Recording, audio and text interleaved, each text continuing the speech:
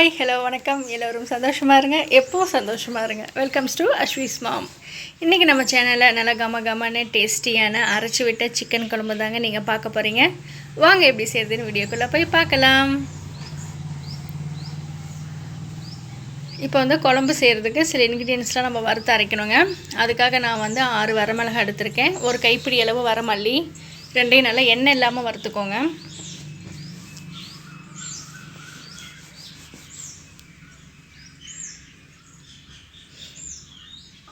இது கூட 1 ஸ்பூன் சீரகம்,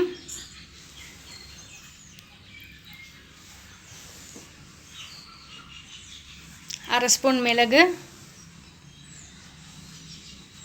ஒரு சின்ன துண்டு பட்டை, 2 கிராம்பு ஆட் பண்ணி நல்லா வறுத்துக்கோங்க.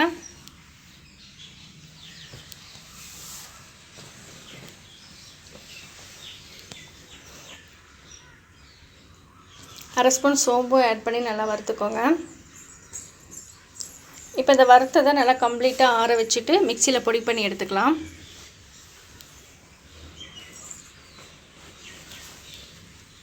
இந்த பொடியை வச்சு குழம்பு மட்டும் இல்லைங்க, நம்ம குருமா, கிரேவி, சிக்கன் ஐட்டம் எது செஞ்சாலுமே நம்ம தாராளமாக ஆட் பண்ணிக்கலாம். இப்போ நம்ம குழம்பு தாளிச்சிடலாம். குழம்பு நான் இப்போ குக்கரில் தான் பண்ண போகிறேன். அதனால் குக்கரை அடுப்பில் வச்சுட்டு தேவையான அளவு எண்ணெய் விட்டுக்கோங்க. எண்ணெய் காஞ்சதும் கடுகு, சீரகமும் சோம்பும் சும்மா கொஞ்சமாக ஆட் பண்ணிக்கோங்க. நம்ம ஆல்ரெடி அந்த பொடியிலேயே ஆட் பண்ணியிருக்கிறதுனால இதில் கொஞ்சமாக ஆட் பண்ணால் போதும்.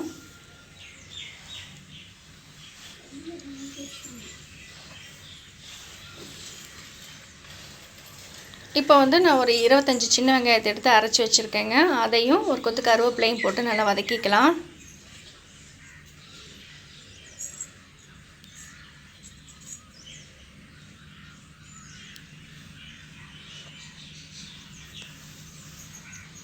இப்போ இஞ்சி பூண்டு பேஸ்ட்டு 1 ஸ்பூன் ஆட் பண்ணிக்கோங்க.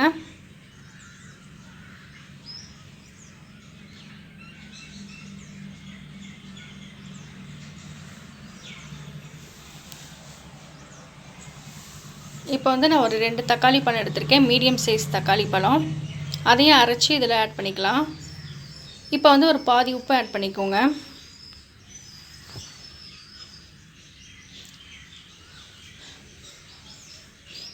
நல்லா ஒரு 2 நிமிஷத்துக்கு அது நல்லா நம்ம வெந்ததும் இப்போ 2 ஏலக்காவை தட்டி ஆட் பண்ணிக்கலாம்.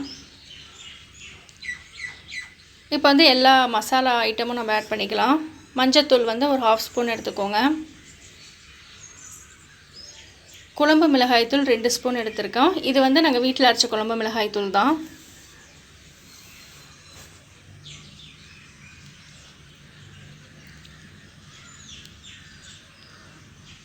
நாம் இப்போ வறுத்து அரைச்சோம் இல்லையா பொடி, அந்த பொடியிலையும் ஒரு 2 ஸ்பூன் அளவு ஆட் பண்ணிக்கலாம்.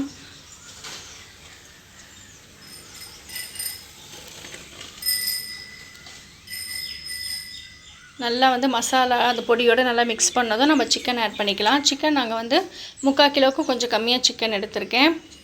நல்லா மசாலாவோடு மிக்ஸ் பண்ணிக்கோங்க. நீங்கள் ஒருவேளை ஒரு 1.5 கிலோ அளவு சிக்கன் எடுத்திருந்தீங்க அப்படின்னா நம்ம அந்த வறுத்து அரைச்ச பொடி எல்லாத்தையுமே நீங்கள் ஆட் பண்ணிக்கலாம்.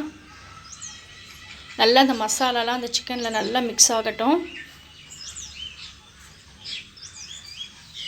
இப்போ பாதி உப்பு ஆட் பண்ணிக்கலாம். ஃபஸ்ட்டு பாதி ஆட் பண்ணிவிட்டேன். இப்போ சிக்கன் போட்டதுக்கப்புறம் பாதி உப்பு ஆட் பண்ணிக்கலாம்.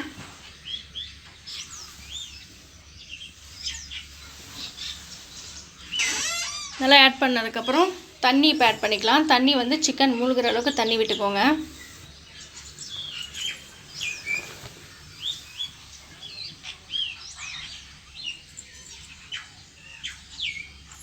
இப்போ மூடி போட்டுட்டு விசில் போட்டுடலாம். 2லேருந்து 3 விசில் வரைக்கும் விட்டுருங்க.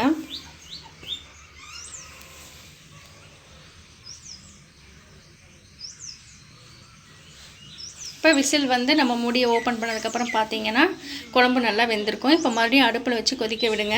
ஏன்னா இப்போ தான் நம்ம தேங்காய் பால் ஆட் பண்ண போகிறோம். நாங்கள் சின்ன தேங்காயில் ஒரு 1/2 மூடி தேங்காய் அரைச்சி இதில் ஆட் பண்ணியிருக்கேன். நீங்கள் ஒருவேளை பெரிய தேங்காய் எடுத்தீங்கன்னா அந்த 1/2 மூடியிலையும் பாதி ஆட் பண்ணால் மட்டும் போதும். இந்த சமயத்தில் நீங்கள் உப்பு எல்லாமே டேஸ்ட் பண்ணிக்கோங்க. எது கம்மியாக இருக்குது அப்படின்னு சொல்லி பார்த்து நீங்கள் இந்த சமயத்தில் நீங்கள் ஆட் பண்ணிக்கலாம்.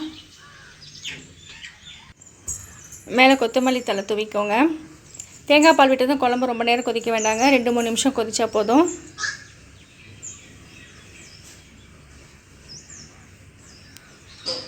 பாருங்கள் நல்லா நம்ம குழம்பு கொதிக்க ஆரம்பிச்சிருச்சு.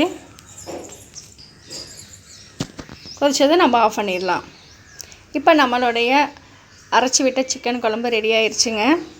கண்டிப்பாக உங்களுக்கு பிடிச்சிருக்குன்னு நான் நினைக்கிறேன்.